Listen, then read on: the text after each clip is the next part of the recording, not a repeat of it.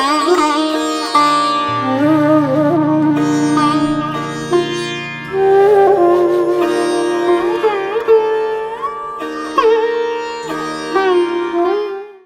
में आ गया तो गुणवे तृष्णम पर वैराग्य, ध्यान की यही परिणति है। गुणों के पार जिसे पर वैराग्य कहते हैं, जो हनुमान जी का था। लक्ष्मण जी का वैराग्य था, हनुमान जी का पर वैराग्य था, वो तीनों गुणों से ऊपर थे। ध्यान का आरंभ है विषय से परे, विषय के पार, जिसे वैराग्य कहते हैं। ये समझ में जब बात आ जाती है, सिर्फ प्रवचन में बात ना आए, आचरण में आना चाहिए। नहीं तो आज के प्रवचन करता तो मिर्ची में अटके हुए हैं, मिर्ची में ही अटके भटके हैं, माया मोह की बात करते हैं, और कितना कथा में पैसा आया बिना उसके एक कदम नहीं बढ़ाते हैं। लेकिन माया छोड़ो, मोह छोड़ो।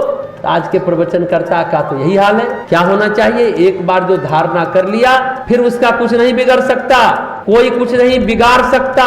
दरअसल कहीं ना कहीं मोह के धागे अटके रहते हैं, तब हमें अनित्य सता रहा। जिस दिन नित्य और अनित्य समझ में आ जाएगा, इसका विवेक हो जाएगा, समझ में बात आ जाएगी, फिर आत्मा में हम रमण करेंगे, केवल समाधि को प्राप्त। देखिए, ध्यान से समझ आती है, पर ध्यान कहाँ हम लोग कर पाते? हम करते हैं तो विचार करते हैं, जबकि ध्यान निर्विचार है। लेकिन हाँ, मेडिटेशन से पहले कंसंट्रेशन का अभ्यास, एकाग्रता का अभ्यास किया जाता है। उसमें कई जीवन लग जाता है, कई जन्म लग जाता है भाई।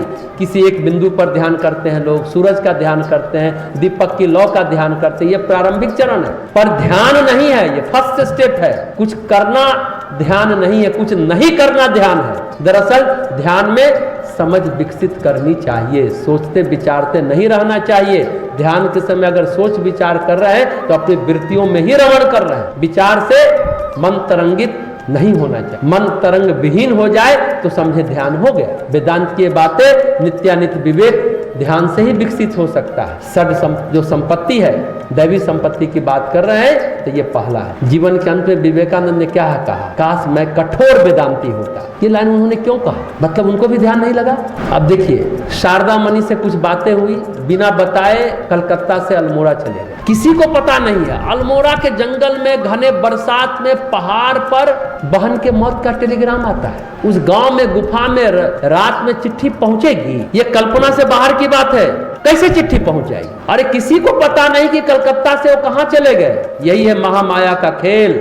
और जैसे ही बहन की मृत्यु का समाचार मिला, तन और मन में हलचल पैदा हो गई। वो चिट्ठी आई और तन और मन में हलचल पैदा कर गई। विवेकानंद को हिलोट पैदा हो गया। और बहन की मृत्यु के बाद ही स्वामी विवेकानंद के मन में नारी उत्थान की बात आई।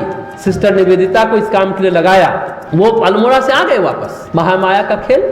अगर पक्का वेदांती विवेकानंद जी पर हंसेगा, इसलिए उन्होंने लिखा विकास में कठोर वेदांती होता। तो जब अलार कलाम बुद्ध से कहते हैं संसार हिले लेकिन तुम ना हिलो, यह है वृत्ति का निरुद्ध होना। अब बुद्ध को कई मार्गदर्शक मिले, उसमें एक अनार कलाम भी है। जैसा हमने शुरू में कहा, बुद्ध के साथ 5 साधु थे। जब सुजाता ने खीर खिलाई तो बाकी 5 साधु क्या कर? बुद्ध भ्रष्ट हो गया।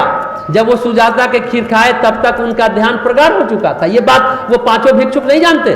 उनको समझ आ गई थी कि खाना और न खाना एक जैसा है। ध्यान को आगे बढ़ाने के लिए तदा दृष्टा स्वरूपे अवस्थानम, जो पतंजलि कहते हैं, उसके लिए शरीर को जिंदा रखना पड़ेगा। अपने उद्देश्य की पूर्ति के लिए शरीर को जिंदा रखने की आवश्यकता है। महात्मा बुद्ध ने सोचा और इसलिए सुजाता का खीर खा डाला। अरे खीर नहीं होती, मूंग की दाली होती तो भी खाते। अब सोने के बर्तन में आया तो खाए तो कहे बुद्ध भ्रष्ट हो गया।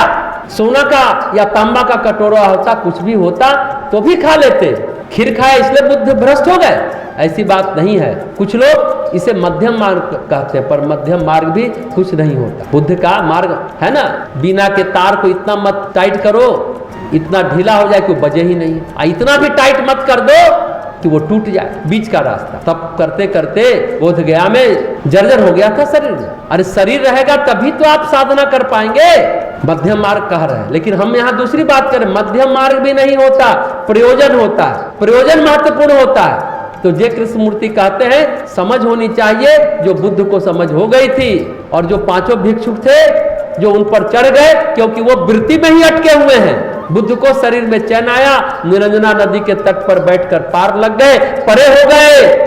अब भिक्षुक खीर में ही अटके रह गए, अभी भी भटक रहे हैं। ध्यान की यात्रा विषय के वैराग्य से आरंभ होती है और प्रकृति के गुणों के पार पर वैराग्य पर जाकर समाप्त हो। विषयों से वितृष्णा होना वैराग्य है और प्रकृति के गुणों से वैराग्य होना पर वैराग्य, प्रबल वैराग्य। गहरी बात, समझने की बात। शरीर का प्रयोजन है कि शरीर स्वस्थ रहे तो हम पर वैराग्य को प्राप्त लेंगे। मुख्य बात है प्रयोजन। जब तक शरीर का प्रयोजन है तब तक उसकी व्यवस्था तो करनी ही पड़ेगी, लेकिन जब प्रयोजन पूरा हो जाए फिर उसका भी मोह नहीं रखना चाहिए। देखिए, सिद्ध मकरध्वज आयुर्वेद में मतलब मरता हुआ व्यक्ति को खिलाया जाता है तो जिंदा हो जाता है। कोई भी काम नहीं करता तो मकरध्वज दो, कोई भी बीमारी दूर होती है। आयुर्वेद में बनाते कैसे हैं उस प्रक्रिया को जाने। बोतल में बनाते हैं, जब बन जाता है तो बोतल वैद्य तोड़ डालता है, तोड़ कर निकाल लेता है। नहीं नहीं, बोतल ही ने तो दवा बनाया, बोतल भी रहना चाहिए, तो फिर दवा निकाल ही नहीं पाएगा। शरीर तब तक है जब तक मकरध्वज नहीं बना।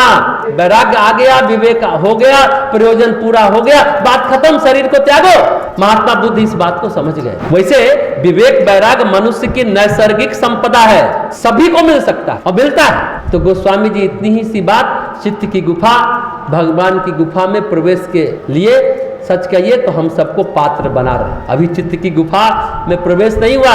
चित्त के गुफा के पहले की मनोदशा कैसी होनी चाहिए, हमारी मानसिक अवस्था कैसी होनी चाहिए, वो पात्र बना रहे हैं, सुपात्र बना रहे हैं हम लोगों को कि हम चित्त वृत्ति को निर्दोष कैसे करें।